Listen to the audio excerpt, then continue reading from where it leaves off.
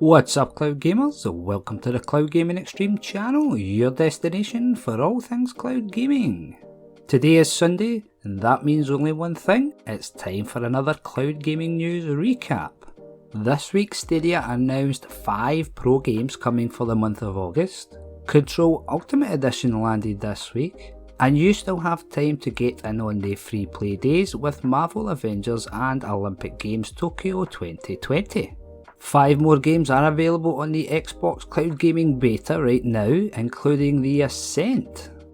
Amazon Luna this week announced their monthly blog. 3 games are coming to the Luna Plus channel for August, plus Saints Row the 3rd Remastered is available now. 15 more games are available on GeForce Now this week, including 6 day-and-date releases. One of these was added the last minute, and we'll let you know very soon which one that is. A new colour enhancement feature is available for Shadow. Yes, you heard that right, Shadow have some news this week. And finally, we'll wrap up this week's news with new games on Boosteroid. There are 4 of them, 4 very good games I will add. As always, boys and girls, before we get into this, can I ask you all a big favour? Drop us a wee like on the video, hit that subscribe button and ring those bells so you don't miss out on any more great content. Let's kick things off this week with the Google Stadia news. 5 pro games are coming for the month of August, 4 of which will be available tomorrow, including Killer Queen Black, Valkyria Chronicles 4, It Came From Space and 8 Hour Brains, and finally Epistory Typing Chronicles. The 5th game for the Stadia Pro lineup is coming a day later, August 2nd, and that game is Grime. Looking forward to Grime releasing. We will have a gameplay video up on the channel this week at some point, so stay tuned for that. Control Ultimate Edition landed on the platform this week. It's priced around £35, which is around $40. If you haven't played this game before, I urge you to check it out. It won a ton of awards, and rightly so. Such a fantastic game. If you want to see how it runs on Google Stadia, be sure to check out Marchief's gameplay video. He ran some tests between performance and graphics mode, so be sure to check that one out. Wrapping up the news for Google Stadia this week is the free play weekend. Marvel's Avengers and the Olympic Games Tokyo 2020 have been free to play from Friday. You still have until 9 AM Monday Pacific time to get in on the action.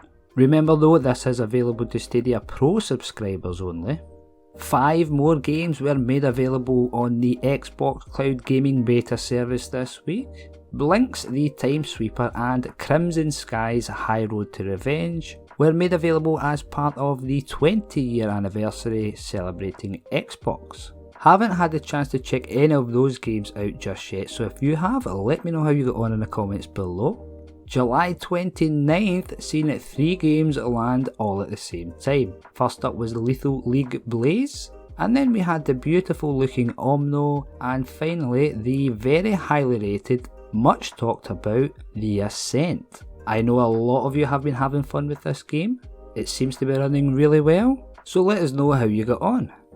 Amazon Luna this week finally released Saints Row the 3rd Remastered. This was announced as part of last month's blog post and finally arrived. As you would expect, being in the UK, I have not had a chance to check this out. But we did get another blog post for the month of August. 3 games are coming.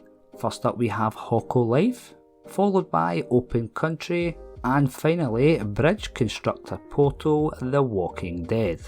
Not going to lie, none of these games interest me, but they seem to suit what Amazon Luna are going for right now in terms of building a library that can accommodate everyone. Certainly not the news that I was hoping to be reading from Amazon Luna this week. With the new world set to release the 31st of August, I was really hoping that they were going to drop a little bomb and let us know that it is coming to Luna at the end of the month. Seems like we'll just have to wait a little longer to see if that rumour rings true. GeForce Now announced 14 games in their weekly Thursday blog post this week. 15 games are on the service this week, however, as one was snuck in at the last minute. Let's run that list down now. First up we have Escape from Naraka, which was a day-and-date release on Steam, and Priority and Founders members can play with RTX on, which adds a whole other dimension to the game. Next up we have Starbase, another day-and-date release, comes from Steam. Banners of Ruin also comes from Steam. Busterfellows, day-and-date release, coming from Steam. Vespa, day-and-date release, also coming from Steam. Alan Wake was this week added from the Epic Games Store. Battlezone Combat Commander came by way of Steam, as did Evil Genius and Evil Genius 2 World Domination. Lumberjack's Dynasty came from the Epic Games Store, as did the beautiful little RPG Moonlighter. Trials Fusion is now available via the Ubisoft Connect store. If you have Ubisoft Plus, this is part of your subscription. Just remember to add it to your library on Ubisoft before launching on GeForce Now. X3 Farnham's Legacy came from Steam, and the brilliant Zombie Army 4 Dead War comes from Steam and the Epic Games Store. So that was only 14, what about that magic 15, the one they have snuck in? That game is Chernobylite. I have been fortunate enough to have had a little go on this already. I absolutely love what I'm seeing so far. It's available via Steam and the Epic Games Store. Chernobylite is a science fiction survival horror RPG. It comes in at around £20, so it won't break the bank, and definitely one I think you should all check out. Shadow released a new feature this week, Colour Enhancement, which was formerly known as 444. A good example of what this feature does is shown on screen right now. There is much more detail, depth and colour on the image on the right. However, this new feature requires a lot of processing power and bandwidth, so it's best to use it in situations where true colours are really needed. To turn this feature on, head into your settings, click the streaming tab and look for the 444 better colours option and check the box. Simple as that. So we'll wrap up this week's Cloud Gaming News recap with the news from Boosteroid. They have added 4 games this week. Orcs Must Die 3, which was only just released last week. The World War I multiplayer first person shooter Verdun.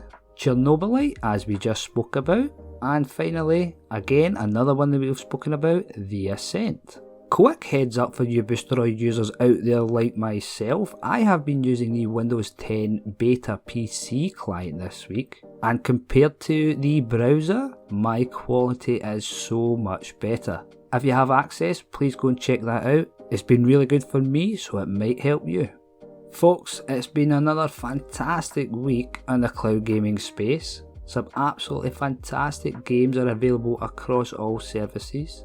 Looking forward to this week. We should get an Xbox update. We should also hear about PlayStation Now's games for August. As for anything else, your guess is as good as mine. One thing's for sure, it's going to be a busy one. We're getting to that time of the year between August and the end of the year. It's going to be jam-packed with games that have been delayed, and there are some brilliant looking games set to release in the coming months. As always folks, let us know your thoughts in the comments below. Be sure to check out all of our social channels for the latest cloud gaming news, tech reviews, comparisons and gameplay. And until next time, stay safe and keep on gaming.